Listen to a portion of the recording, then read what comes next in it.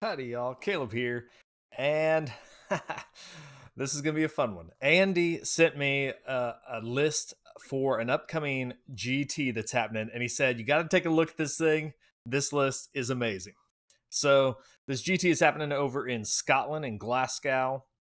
And it's the Broken Realms GT.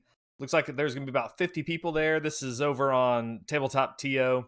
I haven't been checking there too often for lists because I know that they're shutting down soon. I've kind of been hanging out over on BCP looking at lists there. But this one is worth a look. I hope it does good because it's an insane list. Let's take a look at this. This is Niall McLeod's list. He's playing Seraphim and Fangs of Sotek. And let's just get right to it. Look at this. He's got 160 skinks in this list. Whew. 160 skinks. That's awesome. This kind of, when I first saw this, it kind of reminded me of like some of the old Seraphim lists where you would run just MSU skinks as many as you can because you could really play the board control game with them with skinks being able to get out of combat when it was their turn to activate. You can't do that anymore, but there's still plenty of tricks in Fangs of Sotek to get board control with the skinks. So I'm going to be real interested to see how you do, Niall, and hope you do well. Let's look at some of the finer details of this list and see what he's going for here. So it is in the constellation Fangs of Sotek, and that allows all your skinks on turn 1 to get an extra 3 inches of movement. You do have the command ability that lets them shoot when they're charged. It's different than the Unleash Hell, so you still get to do Unleash Hell on a different unit if you want to. And then on a 4-up, they get to run away, and they get to retreat out of that. So very good, especially with these big units of skinks, especially when you have a lot of these things. It's going to make it very frustrating for some units to get into you and attack you. So pretty cool here.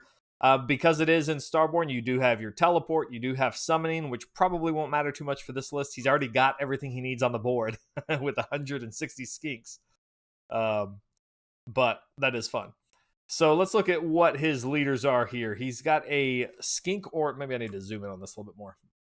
We got a skink oracle on Troglodon as the general. So not taking a Slon, but I think that's okay for this list. In Starborn, you really want a Slon to be able to get some extra summons here. You can also forego a spell with the skink oracle, but as your big caster here, you're probably not going to do that. You've already got enough skinks on the board. You don't need any more bodies. So Skink Oracle on Troglodon is your general. Command trait, Master of Star Rituals. So that gives you an extra +1 to your cast. And your Troglodon is already at a +1 to cast. So that's a +2. Now you only have one spell, but that's not a big deal because it does have Comet's Call on its War Scroll, which means it's kind of like the Slon. It does have board-wide unbind, so you'll be unbinding at least one thing every turn. You can use your heroic action to give you another unbind, which is quite useful for something like this that will have a nice casting and unbind to it. Change the constellation to another +1, and now you're at a +3 to cast for this Skink Oracle.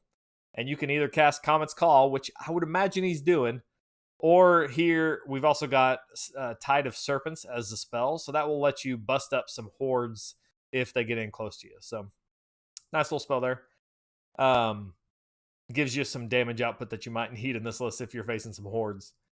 The artifact is Incandescent Retresses, which allows you, if this Troglodon does get killed on a 4-up, it comes back full health, which is good because this Troglodon is going to be kind of hard to kill anyway because it does heal in its hero phase.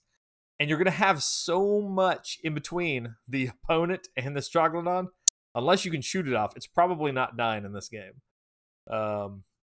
So mount trait Starborn, just do some mortal wounds if it gets into combat. Generally, you don't want your Troglodon in combat, but in a pinch, you can send it in to do some mortal wounds. Skink Priest with Curse, which if, the Skink Priest is pretty standard for most of our Skink lists. Anything that has Skinks in it's going to have a Skink Priest. You're going to use that Skink Priest to buff up one of these big blocks of 30 Skinks to give it +1 to its hits. And it can run, shoot, and charge, +1 to its save, all that fun stuff. But if you get this Skink Priest in close and have Curse off on something, which Curse will allow you to, against that target, every hit of a 6 is a mortal wound. And you're throwing out, with 160 Skinks, you're throwing out 210 shots. 6s to hit are going to be mortal wounds. So that's pretty awesome. Oh, the reason we don't, one of these skinks has clubs, doesn't have anything to shoot. That's why it's not quite 220. It's only 210. Anyway, so great job on the curse there. Skink Priest probably isn't, it may be a target of priority, but you've got so many wounds here. Who cares? You do have a Skink Star Priest with the Serpent God Dagger. You do have to take that as your artifact in Fangs of Sotek. That's fine. You might insta-kill something. It happens. You get in, do some melee, you get some damage, and then you roll the dice on a 5-up and you insta-slay something. It's always fun when that happens. Little Skink Star Priest stuck somebody in his dagger. Spell Celestial Harmony. This one, I guess it kind of makes sense. That allows you a big bubble of Battle Shock immunity. So when you have this many units, their bravery is pretty good. So generally, you're not going to be running them that much. But it does make sense when you have that much MSU to have that one out there. I think I would have liked to see one of those taken Hand of Glory to get those rerolls to hit hits of 1. But I understand taking Tide of Serpents. I understand taking Celestial Harmony. Those are your only 2 wizards, so it makes sense with what the loadout here is. So sometimes you gotta forgo something to bring in those synergies. We do have 30 Skinks with Bolt Spitters and Clubs, and then another 30 Skinks with Bolt Spitters and the Shields.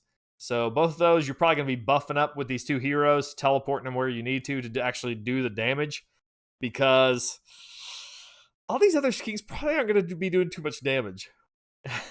We have 1, 2, 3, 4, 40 with Javelins. We have 40 with Bolt Spitters, and then 10 with Moonstone Clubs and 10 with Bolt Splitters and Clubs. So a little bit of variety there. Javelins will be a little bit better in shooting, but shorter range. Bolt Splitters will be able to shoot further, but on a worst to wound profile. But just a ton of bodies. This is all about board control. One thing I noticed, he's at 17 drops. I would have liked to have seen at least like 3 of these in Expert Conquerors. At least 3 of these units in Expert Conquerors, and I think I would have put the Bounty Hunters. I think I would have put the 30 blocks in Bounty Hunters, because they get into melee, and I mean, hey, you might as well have them doing extra damage. But maximize those battalions there. We also have 3 Pterodon Riders.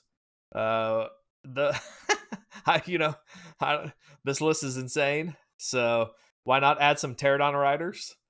They're there just, I guess, to pop over the top of something, drop some mortal wounds. We also have a Bastiladon with Arc of Sotek. Also, a few more mortal wounds to do with that. It's a monster. It's hard to kill. It's on a 1-up save. It's not going to do a ton of damage, but it will get in the way. This is more board control. Pterodon Riders are fast. They'll hop over the top of something, go grab an objective. Bastiladon will just sit on an objective and hold it. And then this just made me laugh. The Endless Spell, Suffocating Gravetide. Like, I think this has to be another board control thing, because it's a gigantic endless spell. It will, it can blow up some hordes, but it's so short range. I almost think this is just another one of those things to block out some board control stuff. So, core battalions, Bounty Hunters with the Pterodon Riders, and then just 2 10-man units of Skinks in there. They are some with Moonstone Clubs, but this one up here with Moonstone Clubs would be much better to put it on. And then Command Entourage to get the extra artifact. Yeah, go ahead and throw some stuff in Expert Conquerors just to help you score objectives. But an absolutely crazy list here. I love it.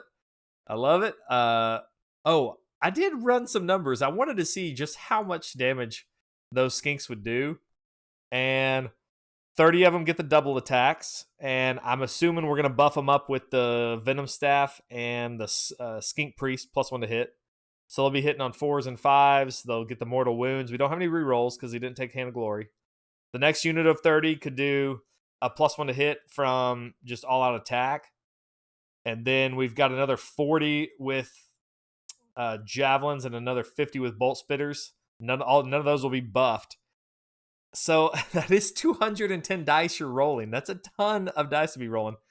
And it's going to do about 20 damage to a 4-up save. So I mean he'll kill some stuff just based on rolling 200 dice every turn. I hope you roll them fast and get through those turns quickly. At least there's not much in the hero phase, not much in the combat phase. You're just shooting a lot.